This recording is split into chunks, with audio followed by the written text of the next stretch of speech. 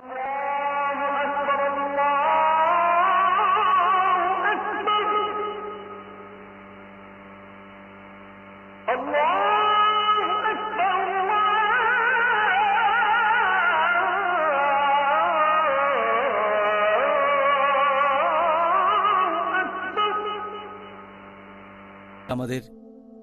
পরের প্রশ্ন, ডক্টর জাকির, এই ইতিকাফ করার পূর্ব শর্তগুলো কি কি, আর ইতিকাফ করার সময় আমাদের রোজা থাকাটা কি আবশ্যিক? ইতিকাফ করার জন্য যে পূর্ব শর্তগুলো পালন করতে হবে, এখানে অবশ্যই তাকে মুসলিম হতে হবে, সুস্থ স্বাভাবিক হবে, তাকে সাবালক হতে হবে, এ সময় সে জানাবা অবস্থায় থাকবে না, সহবাসের কারণে অপবিত্র অবস্থায় থাকতে পারবে না, মহিলা হলে এ সময় রজস্রাব বা প্রসব পরবর্তী রক্তপাত হবে না, ইতিকাফ করার সময় পবিত্র থাকতে হবে। আর এগুলো ছাড়াও ইতিকাফের দুটো স্তম্ভ আছে। এক নাম্বার, সেটা হচ্ছে নিয়ত। ইতিকাফের নিয়ত হবে আল্লাহ তাআলার সান্নিধ্য লাভের চেষ্টা করা, আর পুরস্কার লাভের আশা করা। 2 নম্বর, ইতিকাফ করবেন কোন একটা মসজিদে। আল্লাহ পবিত্রকরণে বলেছেন সূরা বাকারা অধ্যায় 2 আয়াত নম্বর 187 যে তোমাদের স্ত্রীদের সঙ্গত হয়েও না যখন মসজিদে ইতিকাফ করবে। তাহলে ইতিকাফ করার সময় সহবাস করবেন না। এই প্রসঙ্গটা নিয়ে আগের প্রশ্নের উত্তরে আলোচনা করেছি।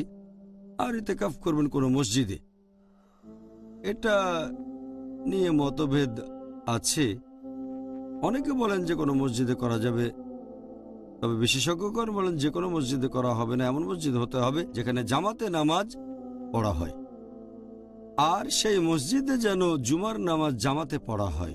কারণ যদি সেখানে জামাতে নামাজ না পড়া হয় আর যদি কেউ সেখানে ইতিকাফ করে, তাহলে হয় সে জামাত ছাড়া নামাজ পড়বে, যেটা ঠিক না, অথবা অন্য মসজিদে তাকে নামাজ পড়তে যেতে হবে, ইতিকাফের উদ্দেশ্য ঠিক থাকবে না।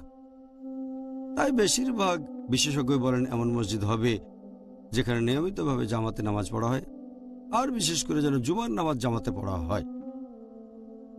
আর ইতিকাফের একটা পূর্ব শর্ত, এটা বলেছেন হযরত আয়েশা রাদিয়াল্লাহু আনহা, আছে সুনান আবু দাউদে খণ্ড নাম্বার 2 বুক অব ফাস্টিং হাদিস নাম্বার 2467, যে ইতিকাফ যে করে তার জন্য এটা সুন্নত।